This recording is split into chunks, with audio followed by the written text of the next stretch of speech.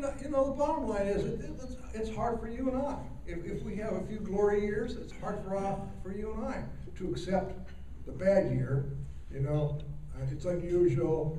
I'm still as good as I used to be. Japan had a hard time with the reality check. They had a hard time coming to grips with the new reality in which the Japanese simply weren't nearly as wealthy as they thought they were. So when we look at our future, we've got to ask, have we accomplished everything that this recession is demanding of us? This is a first cut attempt at looking at what I think the recession is demanding of us and what I think we've accomplished and haven't accomplished. Home prices.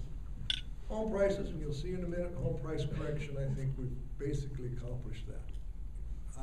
Obviously, there's still some markets that are a little bit overpriced. You go to Seattle, home prices in Seattle are a little bit pricey still. Despite the fact that prices in Southern California have fallen by 40%, they're still a little pricey still. But in general, you look at the national average, home prices now have pretty much gotten where they ought to be. That doesn't mean that the housing market is out of the woods though, because there's other parts of housing market stabilization that have not yet corrected. Commercial real estate market has got a long ways to go before it will correct. You guys are in such a protected environment in Houston for a variety of reasons, but nationwide we've got a lot of work to do in the commercial real estate market. Banking reform and stabilization. The problem is in some ways these two are linked. Where the banks now are putting moratoriums on foreclosures. It sounds Japanesey to me. And the banks are doing everything that they can do to avoid foreclosures or having to write down their commercial loans. I loved what I saw on the internet the other day. It was about 2 weeks ago, I think, that labeled the practice of banks with regards to commercial real estate loans. Amend and pretend. And I think that's part of the story. Private sector savings, we've made some progress in private sector savings. And we've made, but it's still, we've got a long ways to go. Public sector budget, well when you look at the public sector budget, I'm betting you're thinking about the federal government deficit. But the other problem that's just starting to get more and more attention is state and local budget problems. We're going to have one joyous time in the state legislature biennium this spring. It is going to be a struggle.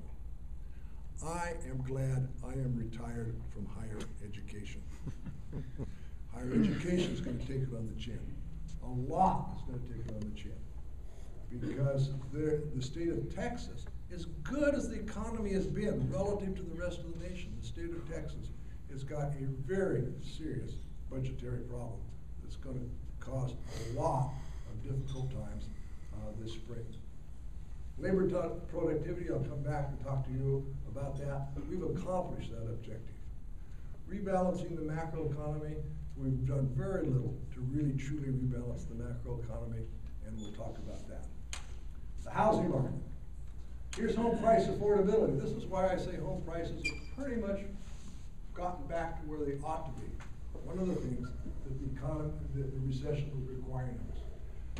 We've argued for years now that a comfort rule is that home prices should not exceed 3 times median income. And we've gotten way out of whack with the economic realities. We were putting way too many people into homes that they couldn't afford. We've gotten home price affordability down now to a level that is consistent where it's been. Actually, we could take this all the way back.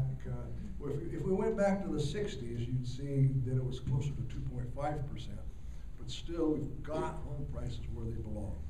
On the other hand, we haven't solved the mortgage problem yet. And as I told the audience, our audience at our spring symposium in May, I don't even look at the foreclosure rate anymore. We used to show graphs like this, and it had the foreclosure rate. And I don't even look at this anymore because so many things are going on to stop foreclosures, to prevent foreclosures.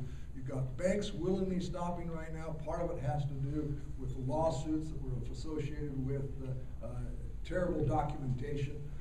The way we repackage these darn loans is that nobody really knows who owns what. It's hard actually to find who has the legal right to a mortgage. So we don't look at foreclosures. What we look at is delinquencies. Delinquencies continue to be extremely high. Slight encouragement, but I will tell you that this dip here, while it's still high, this dip here is a reflection mostly due to the fact that we're running out of subprime and Alt-A loans. You know, we pretty much foreclosed on most of them. What's discouraging is conventional prime has hardly taken any dip down. We don't see any significant change in the delinquency rate amongst conventional prime. A little bit more encouraging is the FHA VA numbers, but still, this market is not, its pain is not over yet. And I maybe say one other thing real quickly, because of what has happened, the change in attitude has been amazing in the last 10 days. I'm guessing most of you are aware of that. But for instance, the 10-year Treasury has just risen in yield by 50 basis points in the last 10 days. Part of that was associated with the economic summit, in which the Fed was criticized by other countries for inflating the world. Okay? Part of that is associated with the fear of inflation, and let's hope it's not permanent. But that will aggravate this problem as well if we continue to see the 10-year Treasury yield go up, because it probably more than anything else right now influences mortgage interest rates. New home sales.